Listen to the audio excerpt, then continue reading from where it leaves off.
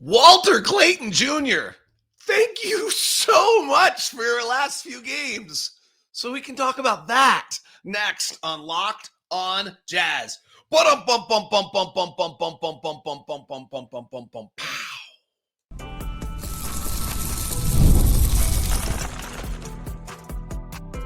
You are Locked on Jazz, your daily podcast on the Utah Jazz. Part of the Locked on Podcast Network, your team every day. Welcome to Locked on Jazz, part of the Locked on Podcast Network, now the #1 sports podcast network. Hello, I'm David Locke, radio voice of the Utah Jazz, Jazz NBA insider. This is Locked on Jazz, your daily podcast on the Utah Jazz, giving you insight, expertise, geeky numbers, and hopefully making it way better to be a Jazz fan each and every day. Thank you so much for making Locked on Jazz your first listen of the day. We are free and available on all podcasting apps, as well as on YouTube. And to the everydayers, you're the best. And today we introduce the Everydayer Club. I'll tell you more about that as the show goes on, but I want to get to the content right away. Today's episode brought to you by FanDuel. If you want to be right in the middle of the action this season, visit FanDuel.com. Place your NFL live bets all season long. Yes, today is the introduction of the Everydayer Club. It's a super exciting, massive day for Locked On. It's got 2 tiers to it. You've got the first tier, which gets you ad-free every single episode, ad-free if you want that, plus access to our Discord channel, exclusive Discord channel. You get the exclusive audio of Locked On Sports Today, ad-free. No other way to get that show now for you, all on the Everydayer Club for you. And then we introduce the brand new All Access plan where you get one-on-one texting interaction with me. You get all access exclusive episodes. You get a daily newsletter into your inbox to you as well. Leaf to Lean will be giving you extra draft coverage to get you ready for the NBA draft, exclusive to the All Access Club. It's all there for you. It's brand new. We're super fired up about it. You can get it by going to lockedonpodcast.com/everydayer. That's lockedonpodcast.com/everydayer. The ad-free program is $5 a month or $50 a year, and the all access is $15 a month or $150 a year. It's the Everydayer Club. Check it out. Join in. I'm super excited about it. I'll talk more about it later, but let's get to it right now. Thank God for Walt Clayton Jr. Woohoo! Thank goodness for Walt Clayton Jr. Here's what we got on the show today. On the show today, we'll do our regular Trends Monday. I did it. I watched the first quarter of the Knicks game and the Thunder game last night. Honestly, I think you're going to be surprised with what I have to tell you. It is not something where our guys aren't coming out and playing, and I don't know what's worse. It's not that they're not playing. We're just not making plays. We're just on some level, we're just not as good as the other guys. Or we're just, in these days, we haven't been. That's the truth. It's a little painful. Depending which way you look at it, and I will break that down for you here on the program today. But let's start with the exciting thing of Walt Clayton Jr. And let me remind you the goals of the season. The goals of the season for the Utah Jazz were continued development, and what that meant is that Walker Kessler was supposed to continue to develop. Okay, that's shot. That's out. Lauri have a better year done, and we had 7 young players. Ace Bailey's got to start his trajectory to being a star. We have no choice. Ace Bailey has to be a star.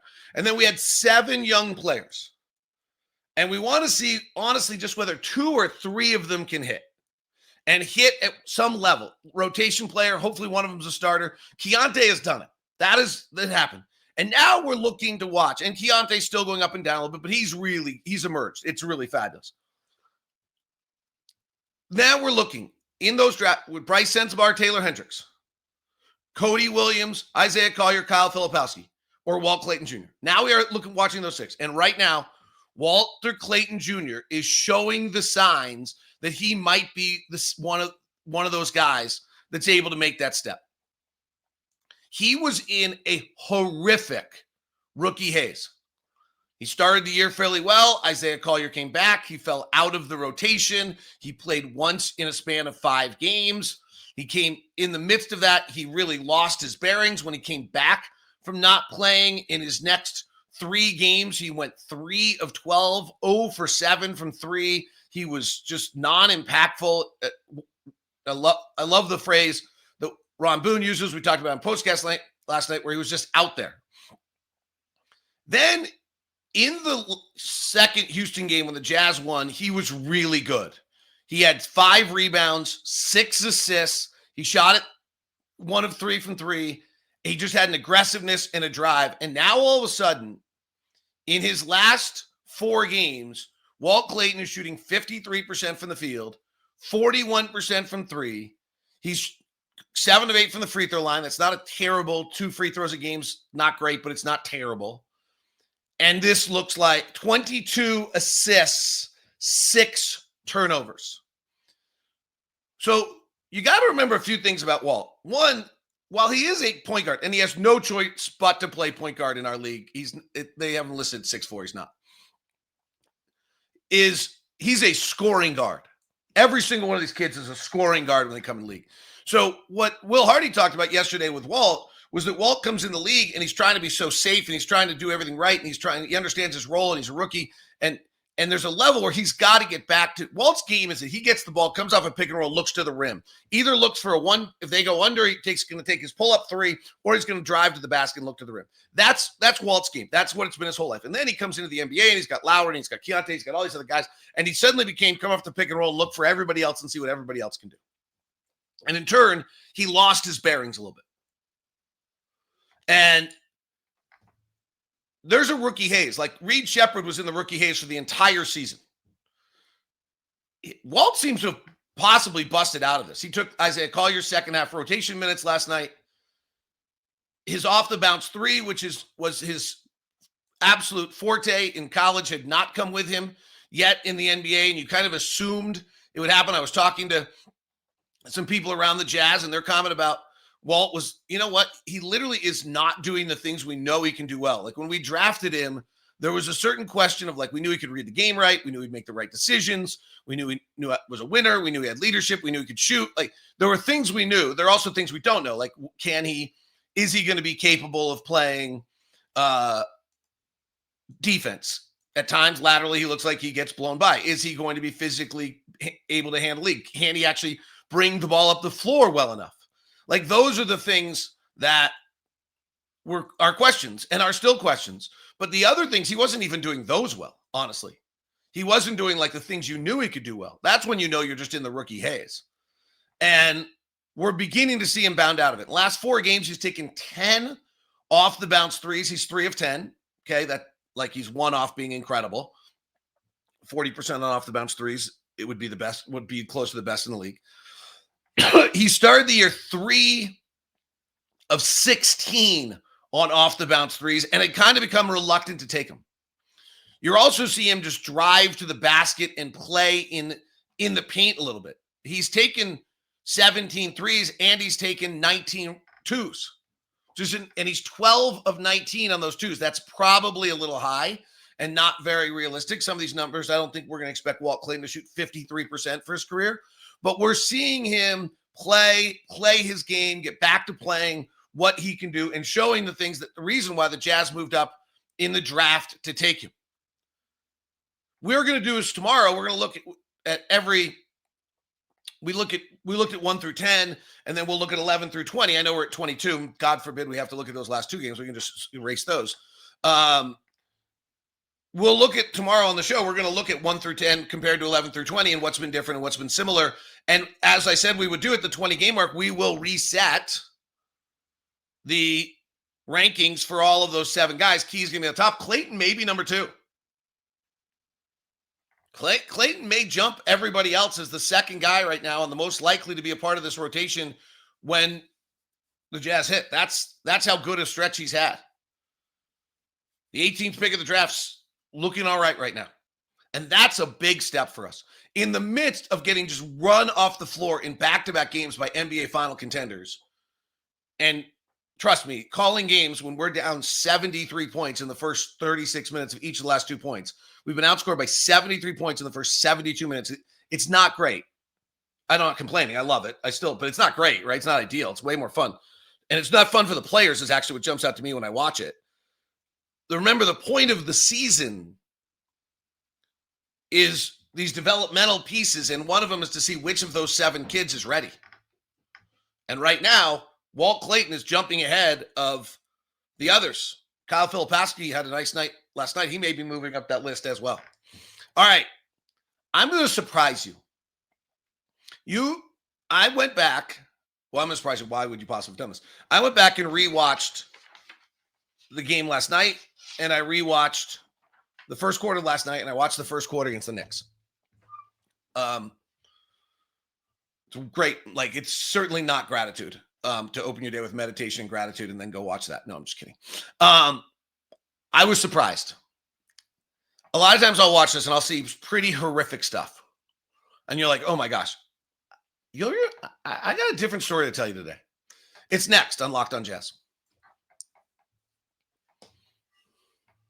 Thanks so much for making Locked On Jazz your first listen of the day. Thank you to Murdoch Chevy for being one of our longtime sponsors. The Murdoch family's been with us probably for 8 years now.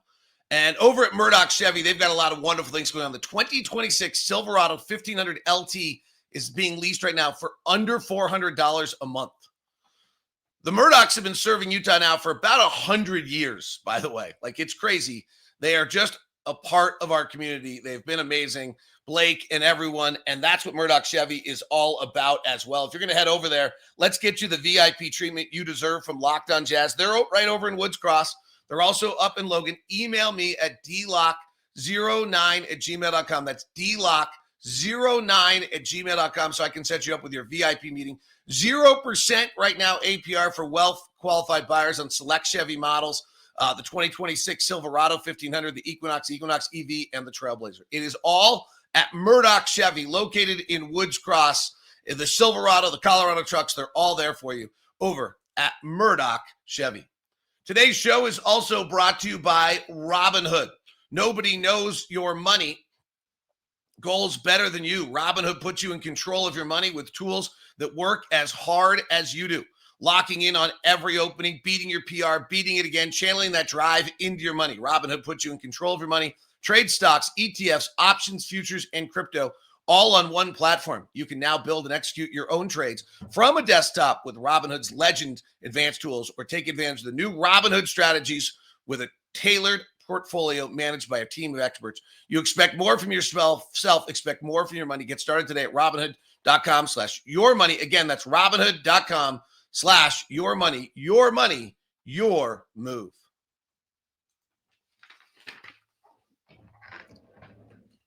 Thanks very much for making Locked On Jazz your first listen of the day. Thank you for making us the #1 sports podcast network. All right, Everydayer Club is out. This is super exciting.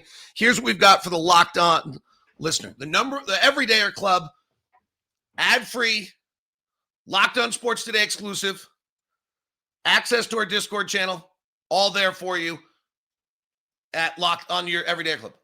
All access, the big shebang. One-on-one interactions with me, exclusive direct text messaging to you, daily exclusive newsletter into your inbox about the program, ad-free, Locked On Sports Today, access to the Discord channel, 15% discount at the Locked On Team Store.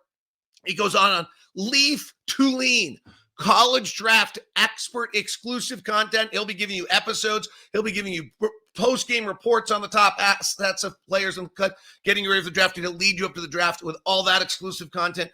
I'll give you in-game updates of what I'm seeing and taking place. That's all part of the all-access program on the Everydayer Club. Go to lockedonpodcast.com/everydayer for more details. All right, I watched the last game, 2 games. I'm going to do the Thunder game first. Honestly, here's my thesis statement. What I saw was a bunch of guys actually executing, trying to make the right plays, missing shots, so not being good enough, not being able to good enough to complete the play, and then wearing down a little bit from the lack of success, which is concerning. Like whether we've broken a little bit here, which is interesting that it happened coming off a win against Brooklyn. So last night, we open up the game. We make a bunch of plays. Nurk misses opening game. We go down 10-1. All that happens is Nurk misses a bunch of close shots. Filipowski has back-to-back bad closeouts on Chet Holmgren. Okay, that's bad. Like, that also might be a skill thing. Like, Flip closed out. Holmgren drove by him with left hand, got in the basket and dunked. It happened twice in a row. Ace Bailey got in the paint, froze a little bit, wasn't sure where to go, held the ball too long. That's going to against Thunder, that's a turnover. That leads to a fast break the other way. I thought we could have been a little bit better in our half-court defense at that point, where I thought, or transition defense, where I thought Flip could have possibly tried to impact Jalen Williams a little bit more. And next thing you know, it's 10-1. Just like that, it's 10-1. And this was not a good start. Okay, so that's certainly, but Nurkic misses a few bunnies. We miss a shot or two that maybe we should have made. And next thing you know, we're down 10-1. Right? Like that's not great. Nurk missed an 8-footer. Ace Bailey had the turnover I just talked about. They made it 8-1. Ace Bailey missed a 13-footer. And next thing you know, it was 10-1. It really didn't happen. Like, it happened super fast. But Ace missed a shot and didn't know what to do in the circumstance because he's young and inexperienced. And it's 10-1. We then play really, really well. Out of that next timeout, we play really well. We go under back-to-back pick and rolls exactly like we're supposed to. It forces 2 misses. We have a well-executed play for Bailey for 3, and he misses. We have a transition. Nurkic gets a wide-open 3, and he misses. Ace drives, wide-open flip for a corner 3. He misses. We really played well. We just didn't make the shots. You can decide what that is. Honestly, we're just maybe not that good. We just didn't make the shots. Did some other things all right during that stretch, but, we really played pretty well. And that next stretch of basketball was 8-8. Offensive possessions were executed. Defense was really good, rotating. Defensive game plan was executed. It was a really good stretch of basketball. Keyonte hits a 3 right then, and now we've made some substitutions. And on the first time back, Brice Sensabaugh and Isaiah Collier miscommunicate on who's guarding who. I don't know whose fault this is, but both of them go to Osam Jang. And so then Sensabaugh sprinting across the floor to try to get back for a wide open 3, which actually misses, but then Jang gets the rebound. The next play, Key drives. He gets knocked off, goes to the ground. He's late getting back transition-wise, and it leads to a Holmgren dunk because OKC just moves the ball, and the center, Jalen Williams, move the ball to get the guy the ball. And then on the next play, Isaiah Collier's the low man, and I think he's probably late to rotate, and Brandon Carlson dunks on his head. On the other end, your low man 6'2", rotating on a 7'1" guy is not ideal. And Kevin Love's in defensively, so he gives Carlson a bunch of room, and he buries a 3. Brandon Carlson is really not an elite three-point shooter before last night's game. And so a little bit of this is like, what the heck? Right? Like, they're just making plays. Brandon Carlson comes in. I have to look at last night's numbers because these guys all got so hot last night that they blew up their regular numbers. Brandon Carlson came in the game last night shooting 35% from 3. It's a great story. Bingham High kid was making a name for himself. It's great. And he hits 2 in a row. They run a pick and pop that the Jazz don't rotate great to. Brice misses a layup. Then we start to fall apart. Brice goes one-on-one into a tough step-back 3. Brice goes one-on-one and loses the ball out of bounds. They start having insane shot-making. Collier, I will say offensively, we're very horizontal when he was in the game at this stretch. But at this point, we're now getting thumped. And you can kind of see it. Brice, every time down the floor, it's kind of, when we don't defensively, he's putting his hands out like, what am I supposed to do? Like, you can just see the body language and them kind of wilt a little bit here under this duress. And Osam Jang is making 3s, which he doesn't do. And AJ Mitchell, which he actually does kind of do, hits a 3, but he's only a 35% three-point shooter, and he doesn't miss. And none of them are missing. Osam Jang comes in shooting 30% from 3, and he hits like 3 of them. It's kind of stupid. They hit 13 threes in the quarter. So a little bit is like they just got roll. This is momentum and confidence. They got rolling. We didn't. Aaron Wiggins hit a 27-foot 3, and we're not hitting anything. The Knicks game is a lot of the same story to me. Like, you go back and look at the open of the Knicks game when we had outscored 23-0. We opened the game on a very good offensive possession, but it leads to a Svi turnover. Svi gets caught too far underneath. Then we have a great possession where Lauri passes to Svi in the corner and Svi misses. Then we throw an alley-oop to Lauri, who got behind the defense, and maybe it's a little bit of a force, but it was an attack at the rim to catch them for, like, I like it. Early in the game, we're going to go backdoor on you. You better be ready for it. If the pass wasn't bad, Lauri couldn't finish. His follow-up gets blocked. We then run a perfect pick and roll with Keyonte and Nurkic, and Nurk misses both free throws. Key then moves guys around nicely, plays a clear side pick and roll with Nurkic, and Nurkic gets it, and Nurkic misses. We're at the 9:30 mark of the Knicks game. We're playing, at least, I mean, the coaches can tell me otherwise. I thought we're playing really well. We're executing offensively. We're running our stuff. Defensively, we're actually in it. We're playing hard defensively. We're at the 9:30 mark of the quarter. There's actually not been a lot of scoring. It's 5-0. Jalen Brunson hits a stupid 10-foot fadeaway over Lauri, and we make our first bad play of the night, which is Keyonte tries to push a pass ahead to Lauri that gets intercepted in a fast break the other way. It's 9-0. We play a handoff game with Ace Bailey. They go under. Ace does what he's supposed to do, and he misses. He shoots the 3, and he misses. Misses a 23-foot fine. They run a fast break. Towns is the trailer. Nurk fouls him. Towns makes both free throws. It's 11-0. We run a half-decent offense possession. It's not quite as sharp. This is the beginning of the sign. It's 11-0. 5 minutes in, we're beginning to lose our texture. Key shoots a floater, which is not a great shot, but he actually worked the possession. It was late in the clock at that point, and he misses, and they go back the other way, and on a fast break, off the miss, and we're not floor balanced, and it's 13-0. We're now pushing out of that transition. Svi takes a quick 3, which I really don't hate. The Knicks are pretty good half-court defense. Svi got a pretty good look. He's a 35% three-point shooter. He misses, and they come down, and Miles McBride hits a 3 with guys drenched all over him. It's 16-0. We run a really nice play, and Nurk misses a 2-footer. He gets caught, and he doesn't really miss it. He gets caught underneath the basket. He doesn't have the lift, and he gets blocked. And they come back the other way. Fast break, Miles Bridges scores it. It's 18-0. And we're done. And I don't really look at this and say, the effort sucks. I honestly our guys didn't make shots. Our guys didn't make plays because the system and the offense is actually running and getting, last night without Lauri, we're just not good enough.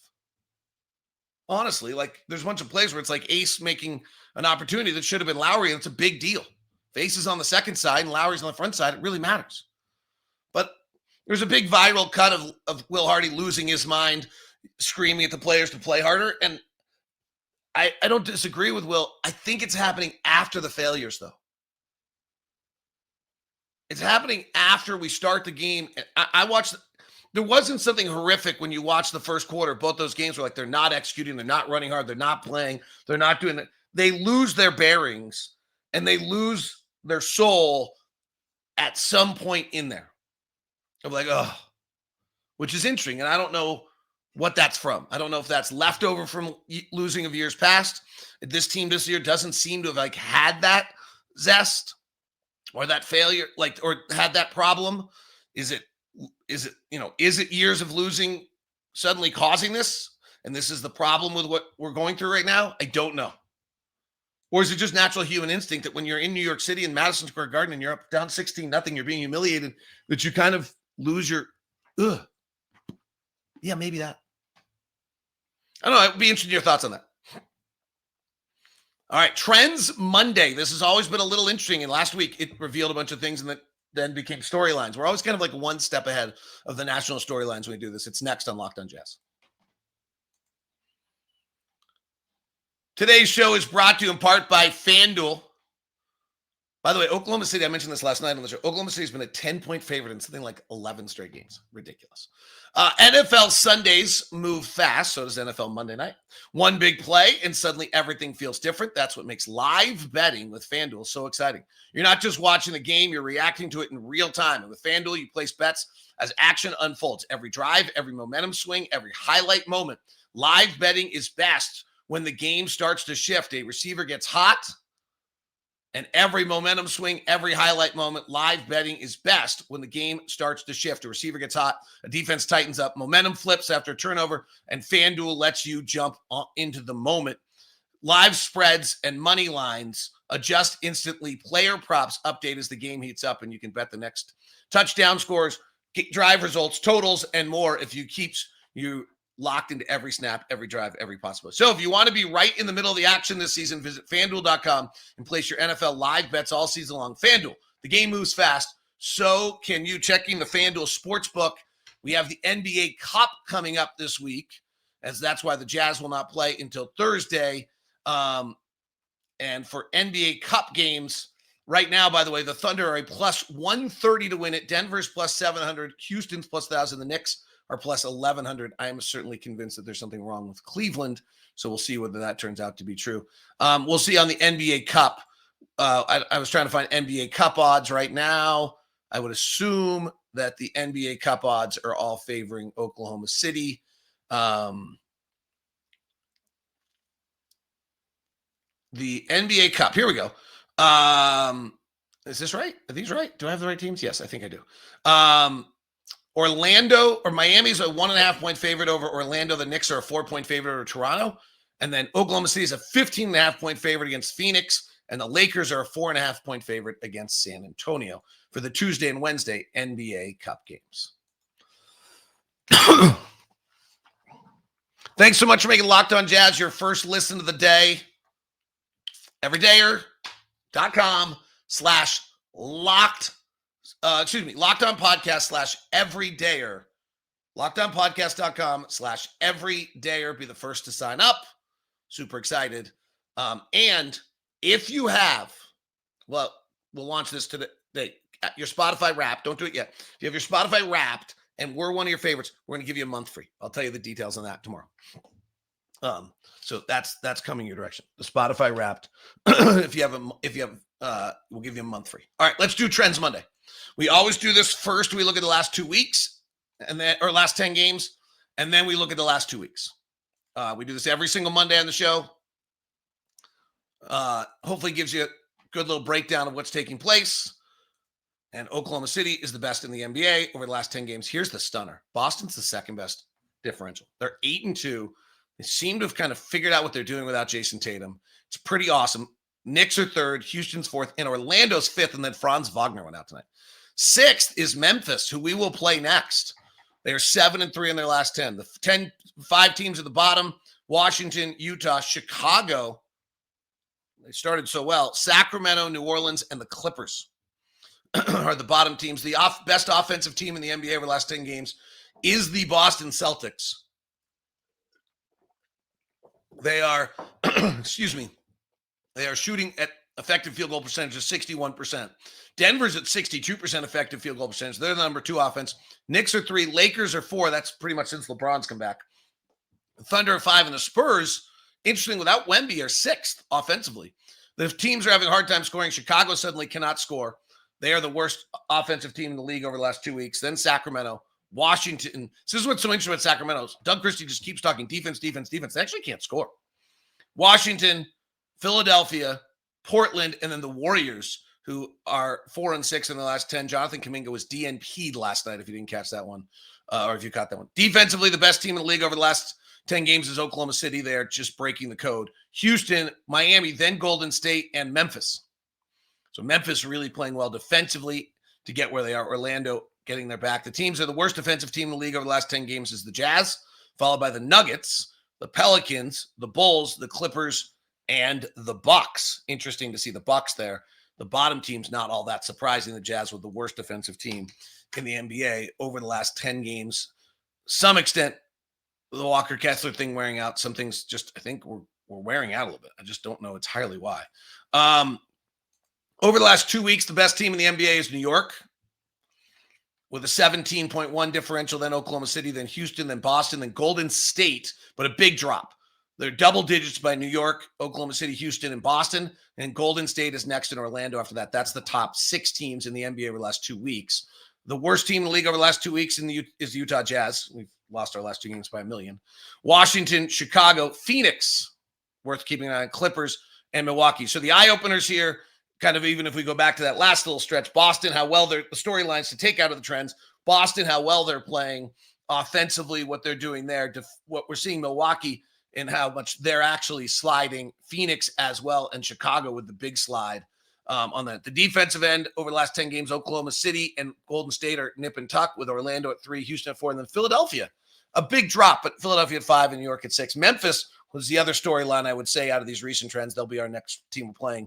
But the Memphis over the last 2 weeks and the last 10 games seems to be about in the top 10 of teams. Washington is 30th. Utah is 29th. Denver is 28th defensively. This is defense. Washington 30, Utah 29. Denver 28. Lakers 27. So since LeBron's come back, the defense really slipping. He hadn't played every game either. New Orleans and then San Antonio without Wemby, 25th defensively. That's a little eye-opening. I figure we probably should add this to it. The fact of the matter is this is a huge part of our storyline, and that is where are we on our draft pick? So as of right now, the Jazz have slid back into the 8th spot in draft position, which would mean we keep our pick. Charlotte, and the win total is the thing to watch here. Charlotte has won. We have won 8 games. Dallas is now ahead of us with 9. Portland's ahead of us with 9. And Chicago's ahead of us with 9. But Chicago's lost 7 in a row. And so on that Trends Monday, the thing to watch there, it's a little unnerving, is keep an eye on Chicago. We have won 8 games. Charlotte has won 7. Brooklyn 6, Sacramento 6, the Clippers 6, Indiana 5, Washington and New Orleans 3. I don't know how far we end up dropping here or how few wins we get along the way, but it's probably worth now with 20 games or 60 games to play to start watching this because it's that actually important for our franchise. So we have slipped back into 8th in draft position, and will be any wins by Charlotte, Brooklyn, Sacramento, or the Clippers would be much appreciated. Indiana, I don't think we can catch Washington and New Orleans. I don't think we'll ever catch Brooklyn. The concern here really is I don't know that we can slide behind Charlotte, Brooklyn, Sacramento, Indiana, Washington, and New Orleans. The Clippers are the only team in there. They don't have their pick that's incentivized to win. I do not entirely know that we can slide behind the others. Maybe Charlotte, but and so we're going to be sitting at 7, which is a nerve-wracking spot, nor is it really where you want to be in regards to getting a high-end draft pick. So that is a little bit of an issue, and we'll keep an eye on those on Trends Monday. That is Locked on Jazz. Thank you very much for tuning in today's show. Tomorrow we'll look at games 11 through 20 on the program and see who's made steps. We'll rank our top 7 youngsters and where they rank. I want your thoughts on that as well. If you want to follow me on socials, you can follow. By the way, subscribe and follow the program on whatever podcast app or YouTube so you get notified of the next episode. You want to follow me on socials, it's DLock09. I try to give you some good stuff there as well. The new Everydayer program is out. I'll be moving most of my contacts and my texting and my Twitter and all my stuff over to the All Access Club on the Everydayer Club for all the All Access exclusive members on that. That is at lockedonpodcast.com/everydayer for the All Access members for $15 a month or $150 a year. Direct one-on-one communication, Leaf Tuline's exclusive draft coverage, both video breakdowns, players, extra podcasts, all access extra episodes and breakdowns, daily newsletter into your inbox, 15% off the exclusive Locked On Podcast merch store where nobody else gets access to it. All access to the Discord, ad-free as well. Huge package of stuff. That's the Everydayer All Access Club. Go sign up at lockedonpodcast.com/everydayer. Now we send you the first ever 24/7 national NBA channel on YouTube, Locked On NBA. Plus, check out for your second listen, Locked On NBA Game Night. Every game, every night.